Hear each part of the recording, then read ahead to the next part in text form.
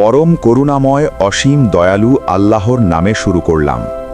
সম্মানিত ভিউয়ার্স, আসসালামু আলাইকুম ওয়া রহমতুল্লাহি ওয়া বারাকাতুহু।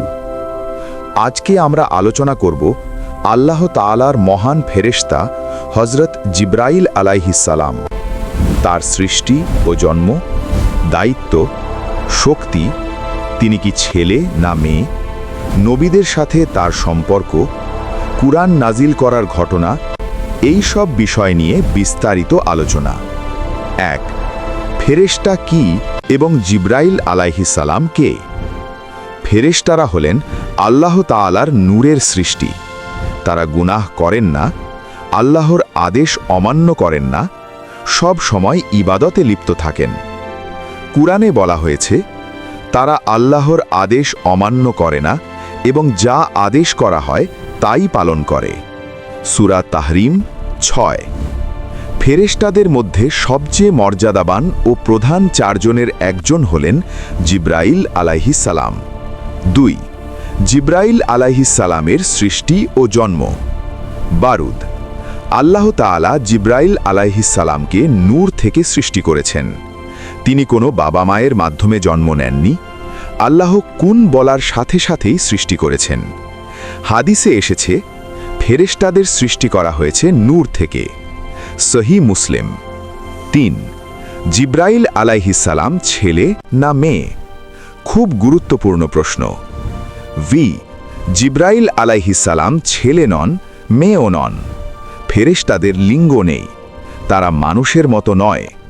কুরআনে আল্লাহ তাআলা বলেন, তারা কি ফেরেশতাদেরকে নারী বানিয়ে নিয়েছে? সূরা যুখরুফ ১৯। যারা ফেরেশতাদের মেয়ে বলে, আল্লাহ তা সম্পূর্ণভাবে বাতিল করেছেন। ৪. জিবরাইল আলাইহিসসালামের নাম ও উপাধি।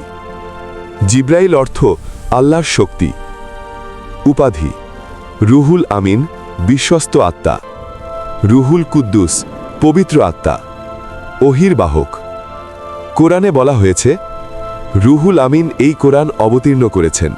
সূরা শুআরা ১৯৩। ৫. জিবরাইল আলাইহিসসালামের প্রধান দায়িত্ব। ১. ওহী নিয়ে আসা, আল্লাহর বাণী নবীদের কাছে পৌঁছে দেওয়া। শেষ নবী মুহাম্মদ সাল্লাল্লাহু আলাইহি ওয়াসাল্লামের কাছে কোরআন নাজিল করেছেন। ২. নবীদের সাহায্য করা, বদর যুদ্ধে মুসলমানদের সাহায্য, নবীদের বিপদে পাশে থাকা। ৩. আল্লাহর বিশেষ আদেশ পালন করা, বিশেষ বার্তা, আযাবের নির্দেশ পৌঁছে দেওয়া। ৬. জিবরাইল আলাইহিসসালামের শক্তি।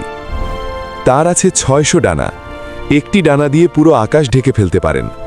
লূত আলাইহিসসালামের কওমকে ধ্বংস করেছিলেন, এক আঘাতে শহর উল্টে দিয়েছেন। হাদিসে এসেছে, রাসূল সাল্লাল্লাহু আলাইহি ওয়াসাল্লাম বলেন, আমি জিবরাইলকে তার আসল আকৃতিতে দেখেছি, তার ৬০০ ডানা ছিল। সহিহ বুখারী। নবী মুহাম্মদ সাল্লাল্লাহু আলাইহি ওয়াসাল্লাম ও জিবরাইল আলাইহিসসালাম। প্রথম ওহী নাজিল হেরা গুহায়। ইকরা বিস্মি রাব্বিকাল্লাযী খলাক। মিরাজের রাতে ৭ আসমান পর্যন্ত সঙ্গী, এরপর সিদরাতুল মুনতাহা পর্যন্ত। প্রতি বছর রমজানে কোরআন পুনরাবৃত্তি করতেন। ৮. জিবরাইল আলাইহিসসালাম কি মানুষের রূপ ধারণ করতেন? হ্যাঁ, আল্লাহর অনুমতিতে। দিহিয়া কালবি রাদিয়াল্লাহু আনহু এর রূপে সাহাবীদের সামনে এসেছেন। বিখ্যাত জিবরাইলের হাদিস, যেখানে তিনি ঈমান, ইসলাম ও ইহসান সম্পর্কে প্রশ্ন করেন। ৯. কিয়ামতের সাথে জিবরাইল আলাইহিসসালাম। কিয়ামতের আগে তিনি জীবিত থাকবেন। সিংগায় ফুঁ দেওয়ার পর তিনিও মৃত্যুবরণ করবেন। পরে আল্লাহ আবার তাকে জীবিত করবেন। ১০. আমাদের জন্য শিক্ষা।